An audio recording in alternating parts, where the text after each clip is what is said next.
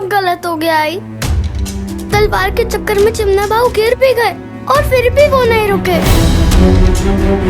जब बात उनके देश की, स्वराज की आती है तो उन्हें कुछ दिखाई नहीं देता। अब हम क्या करेंगे कुमुद? पता नहीं ताई, मैंने तो सोचा था कि चिमना को चोट लग गई है तो जावई बापू को सारी जिम्मेदारियां संभालनी पड़ेगी, लेकिन उन्होंने तो नामकरण की तिथि आगे खिसका दी और चले गए। कोई रस्म, कोई रीत, कोई परंपरा जावई बापू को नहीं बांध पाएगी ताई। ओ मौसी, उन्होंने तो अपनी हल्दी उतरवाने की रस्म की चिंता भी नहीं की और बिना हल्दी उतरवाए ही घर से चले गए। और फिर उसके बाद पेशवी बाई साहिब ने क्या कहा था? हाँ, आई तो बहुत नाराज हो गई थी और उन्होंने कहा था कि जब भी वापस लौटेंगे तो आई उनसे प्रायश्चित भी कराएंगी और पश्चाताप भी। पर जब वो वापस लौटे तब शिशु का जन्म हो गया और आई सब भूल गई। तूने मुझे अपनी समस्या का समाधान दे दिया काशी।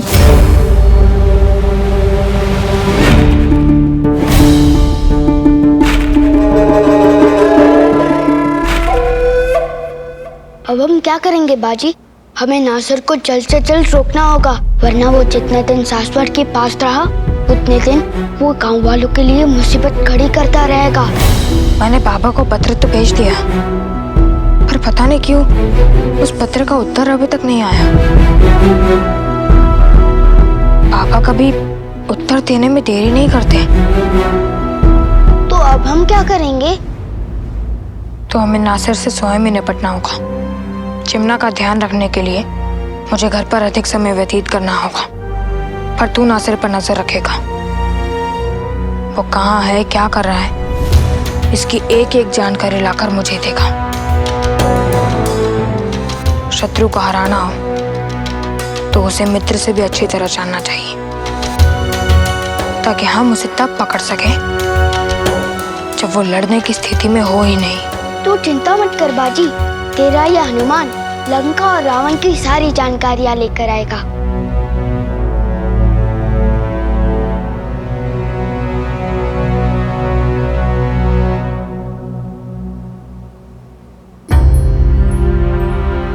पेशवीन भाई, मुझे नहीं पता कि आप इन बातों में विश्वास करती हैं या नहीं, पर आपके घर में एक के बाद एक विपत्ति आती जा रही है। पहले जन्म के समय आपकी पुत्री जीवित नहीं थी और अब चिमना के साथ ऐसा हुआ। आप कहना क्या चाहती हैं? यही कि एक बार बात हो तो दुर्घटना, बार बार हो तो दुर्भाग्य, और दुर्भाग्य मनुष्य स्वयं अपने द्वार पर बुलाता है। अंजे, यदि घर पे कोई कर्मकांड, कोई पूजा, कोई परंपरा अधूरी रह जाए तो दुर्भाग्य उस घर का रास्ता देख लेती है।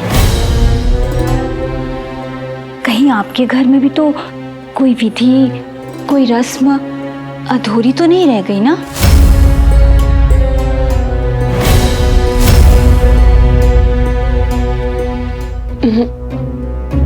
मुझे तो याद नहीं है। आई, आपने कहा था हल्दी उतरवाने की रस्म अधूरी छोड़ने के लिए आप इनसे पश्चाताप करवाएंगी, पर घर में नए शिशु के आगमन के बाद से किसी को कुछ याद ही नहीं रहा। पेशवीन भाई, बाजी के सर पे तो हमेशा संकट मंडराता रहता है। आपको इन बातों को गंभीरता पूर्वक लेना चाहिए। ठीक कह रही है आप। बाजी जब लौट के आएगा तो मैं बात करूंगी उससे।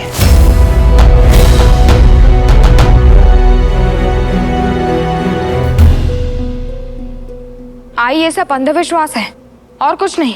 चिमना गलती से फिसल गया, देवता के प्रकोप के कारण नहीं। पर आप भी उस दिन मंदिर में फिसल गए थे।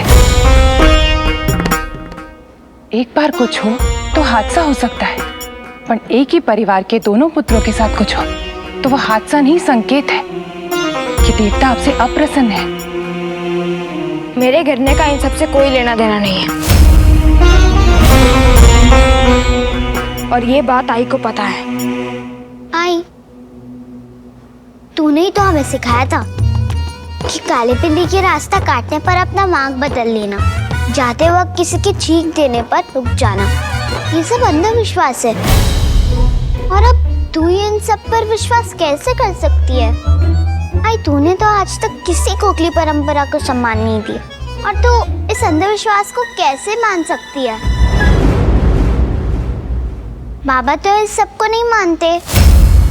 पिता के लिए मात्र सच काफी होता है। पिता सच के साथ जी लेता है, पर माँ के लिए मात्र सच काफी नहीं होता भी हो। उसे विश्वास भी चाहिए और आशा भी।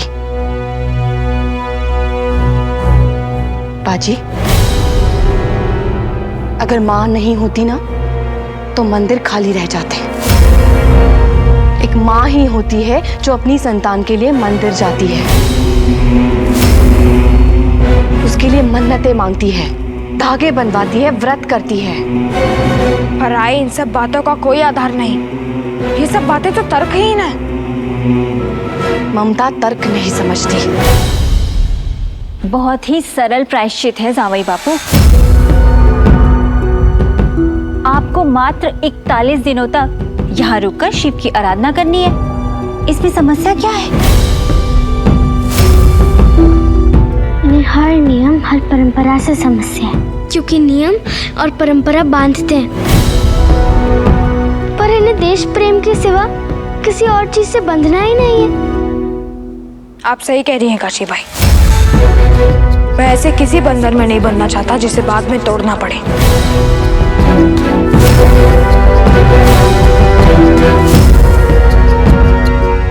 मैं किसी ऐसे बंधन से नहीं बंधना चाहता जिसे बाद में तोड़ना पड़े। यदि मैं ये शपथ लेता हूँ तो नामकरण के बाद बाबा के साथ उनकी अगली मुहिम पर नहीं जा पाऊंगा, और ये मुझे स्वीकार नहीं है। इसीलिए मैं ये पश्चाताप नहीं करूंगा। और रही बात महादेव की आराधना की, तो नासिर जैसे दुष्ट से गांव वालों की रक्षा करना ही सच्ची शिव आराधना है। पर भगवान का प्रकोप? प्रत्येक मनुष्य का भगवान से एक रिश्ता होता है, पर वो रिश्ता डर का नहीं, प्रेम का होना चाहिए। जब एक पिता अपने बच्चों को कष्ट में नहीं देख सकते, तो वो तो परम पिता है।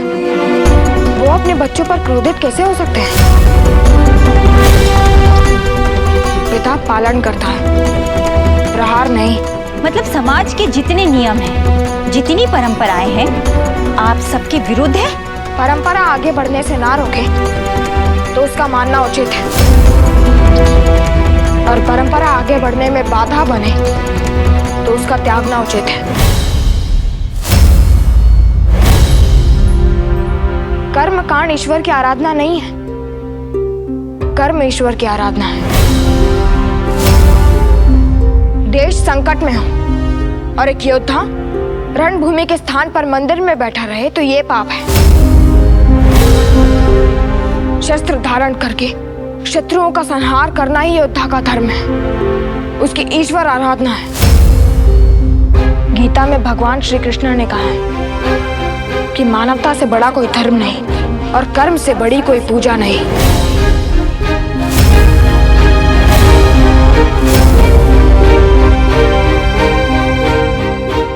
बाजी, बाजी, बाजी,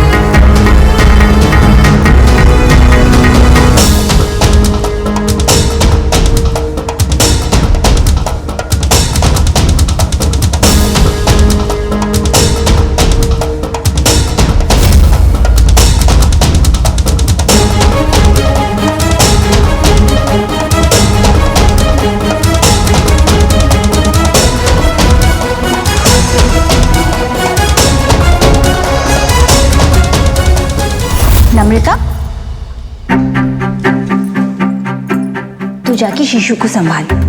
पेशविन बाई के लिए खाना मैं ले जाऊंगी।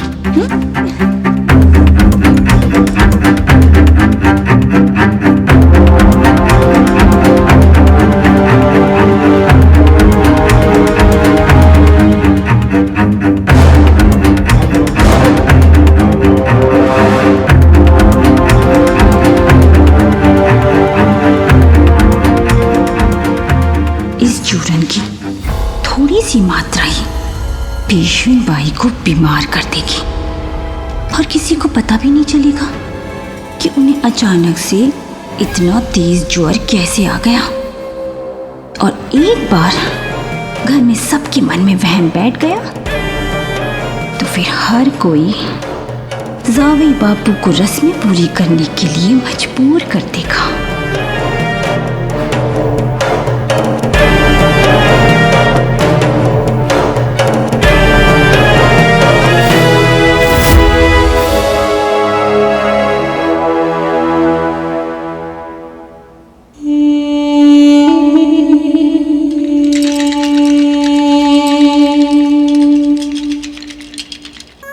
चुप हो जा। भाऊ, क्या शिवबाई यानी कुमुद मौसी सत्य कह रही है? क्या सच में हमारे घर पर एक के बाद एक विपदा आ रही है? पहले शिशु ने जन्म लेते ही सांस रोककर सबको डरा दिया था।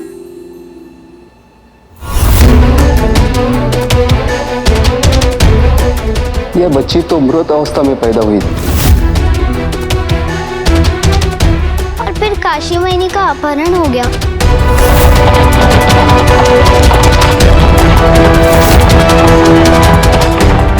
जनाब काशीबाई साहिब की खिदमत में नासिर जंग का आदाब। और फिर चिमना बहुत सीढ़ियों से गिर गए।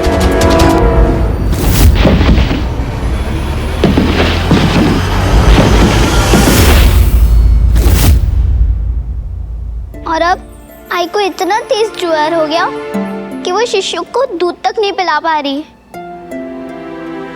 भाव, क्या सच में भगवान हमसे नाराज है? नहीं पीयू, भगवान संकट नहीं समाधान भेजते हैं। आप अपने ही परिवार के प्रति इतने निष्ठुर कैसे हो सकते हैं? शायद योद्धाओं के सीने में हृदय नहीं होता, क्योंकि होता तो चिमना अप्पा की हालत देखकर, अपनी छोटी बहन की रुलाई सुनकर आपका हृदय जरूर पिघलता। ऐसा नहीं है काशीबाई, ये समस्याएं मुझे भी दिख रही है। फिर मुझे ये भी दिख रहा है कि हर समस्या प्रयास से हल होती है, पश्चाताप से नहीं। और मैं ये मानने को तैयार नहीं हूं कि ये सब भगवान का प्रकोप है। बाजी सही कह रहा है वाहिनी। मेरी आईपी कहती है भगवान बहुत दयालु होता है, तो वो भला ऐसा क्यों करेंगे? आपके मन में बिल्कुल विश्वास नहीं है क्या? विश्वास है काशीबाई, पर अंधविश्वास नहीं है। मेरे परिवार ने इससे भी बड़े बड़े संकटों का सामना किया है और हर बार महादेव की कृपा से उन संकटों पर विजय पाई है। आप योद्धा हैं तो आप ही की भाषा में समझाते हैं। जब संकट बड़ा हो तो सहायता लेनी पड़ती है, तो आप पश्चाताप करके ईश्वर से सहायता क्यों नहीं मांग रहे? ईश्वर तो सहायता कर चुके। उन्होंने मुझे सत्य और साहस दोनों दिए हैं, और अधिक क्या मांगू उनसे? हम कुछ नहीं जानते, बस इतना जानते हैं कि आपने परंपराओं का पालन नहीं किया, इसी के कारण हम पर इतना बड़ा प्रकोप आया है। आपकी आई ने आपकी तरफ से हमारी आई को एक वचन दिया था, अब आप उस वचन से मुंह नहीं फेर सकते।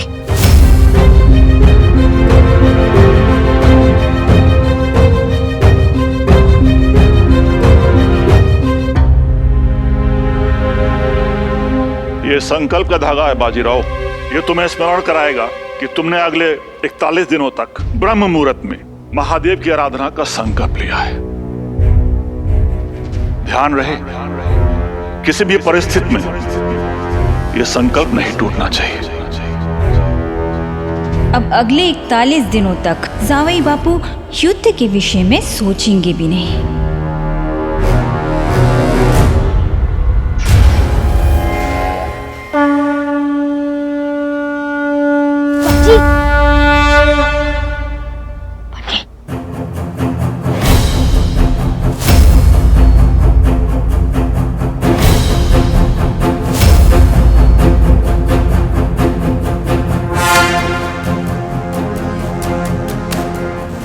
आप क्या कर रहे हैं जावई बापू? अभी अभी आपने संकल्प लिया है कि 41 दिनों तक आप रोज शिव की आराधना करेंगे। संकल्प तो लिया है, पर मात्र 41 दिनों का।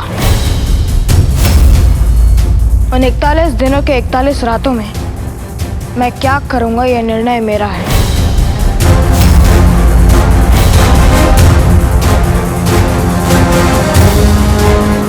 मैंने पहले कहा था ना कि भाव अपने आणि देश प्रेम के बीच में किसी को नहीं आने देंगे। ना वो कर्म के लिए धर्म छोड़ेंगे और ना वो धर्म के लिए कर्म।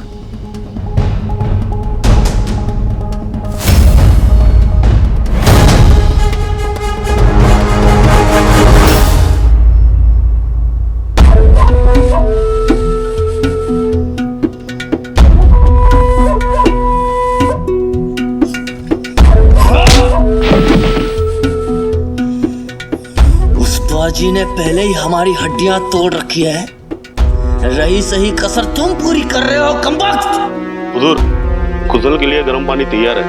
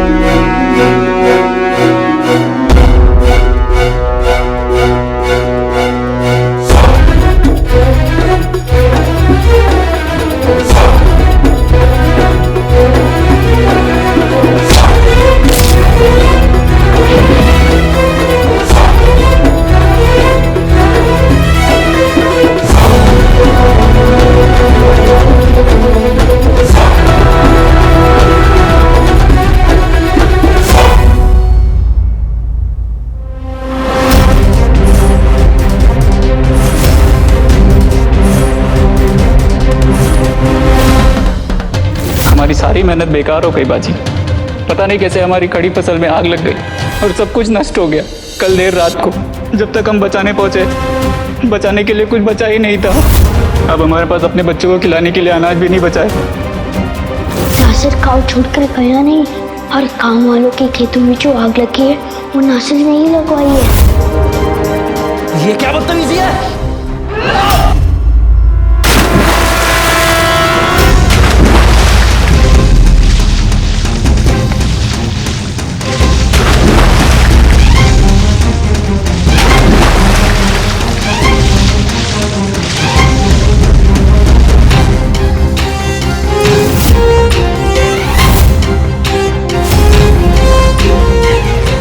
इतने सख्त पहरे के बावजूद भी तू अंदर कैसे आ गया?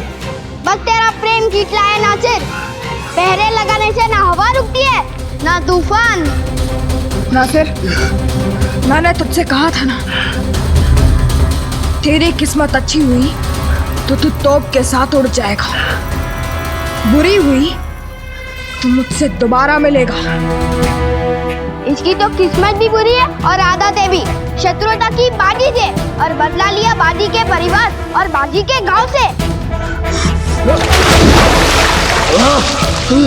मेरे बाबा पेशवा बनने के पहले कर वसूलते थे और अब मैं तुझसे भी कर वसूलूंगा।